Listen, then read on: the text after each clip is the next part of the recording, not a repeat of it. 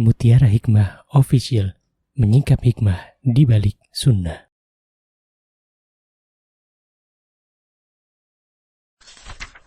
Salurkan donasi terbaik Anda untuk mendukung dakwah Mutiara Hikmah Official. Mau haji yang gak pakai antri? Daftar sekarang, insya Allah 2024 berangkat. Gratis keberangkatan umroh sebelum haji. Dibersamai oleh Ustadz Hanan Yasir dan juga Ustazah Imro'atul Azizah. Buruan daftar sekarang juga, sebelum harga naik.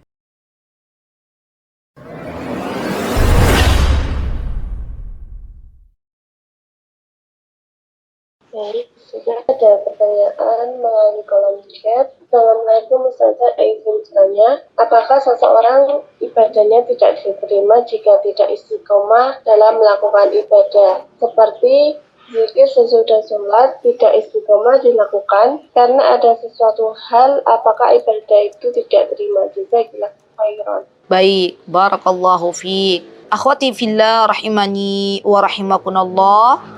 Ketahuilah bahwa di antara syarat diterimanya amal ibadah kita. Nah ini nih, kita tuh sudah sering dengar, tapi terkadang kita lupa. Ya, padahal diterimanya ibadah seseorang itu sebuah hal yang menjadi prioritas dalam kehidupan kita. Maka ketahuilah, wahai saudariku, bahwa di antara syarat diterimanya amalan seseorang itu ada dua syaratnya. Ya, apa syaratnya? Di antaranya adalah mengerjakan amal ibadah itu semata-mata karena Allah Subhanahu wa ta'ala. Dan ibadah itu bukan hanya sholat, bukan hanya zikir. Ibadah sebagaimana Syekhul Islam Ibnu Taimiyah, beliau mengatakan ibadah itu ismul jami' likulli ma yuhibbullahu wa yarda. Ibadah itu sebuah kata yang mencakup banyak makna. Ya, isim jami' namanya. Untuk seluruh perkara yang Allah cintai dan Allah ridhai. Baik itu berupa perkataan, perbuatan, secara lahir maupun batin. Ya, itu semuanya ibadah. Jadi ibadah itu bukan hanya zikir, tapi juga semua yang berkaitan dengan apa-apa yang Allah ridhai dan Allah cintai. Ya. Maka coba sebelum kita beribadah, luruskan niat kembali. Benar nggak ibadahku hanya untuk Allah? Kalau bukan untuk Allah, maka kita kembalikan niat, luruskan niat hanya untuk Allah.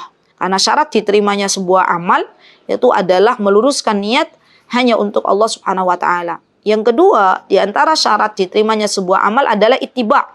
Ittiba' kepada Nabi kita Muhammad SAW. Apa sih ittiba' itu? Mengikuti Rasulullah SAW, mencontoh Rasulullah SAW. Nah, bagaimana kita mau mencontoh Rasulullah SAW kalau kita tidak hadir dalam majlis ilmu, kalau kita tidak mau menuntut ilmu agama? Padahal dengan kita belajar ilmu agama, kita itu akhirnya diberikan oleh Allah Subhanahu wa ta'ala hidayah untuk bisa mengetahui mana amal-amal yang tidak dicontohkan, mana yang tidak dicontohkan oleh Nabi kita Muhammad SAW. Amalan yang dicontohkan oleh Nabi kita Muhammad kita ikuti. Amalan yang tidak pernah dicontohkan oleh Nabi kita Muhammad SAW sekalipun itu baik, maka tidak perlu kita ikuti. Karena itu akan menjadi kesia-siaan dalam hidup. Hidup itu sebentar ya akhwat. Jangan sampai hidup yang sebentar ini kita sia-siakan untuk mengerjakan sebuah kebaikan yang tidak berlandaskan dari Al-Quran dan Sunnah. Ya. Jadi pastikan nih, amal solih kita nih, pastikan kalau pengen diterima di sisi Allah, maka pastikan amal solih kita hanya untuk Allah, dan pastikan amal solih kita itu sesuai dengan anjuran Nabi kita Muhammad SAW. Masalah istiqamah, ya, subhanallah, itu masalah lain, ya.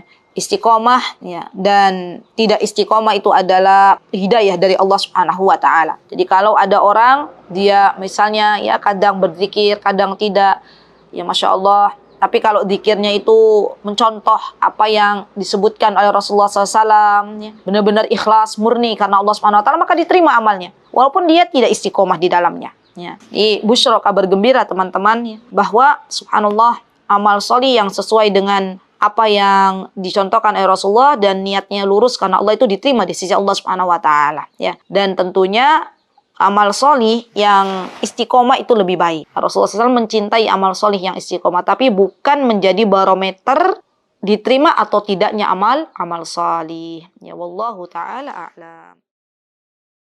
Mutiara Hikmah Official, menyingkap hikmah di balik sunnah.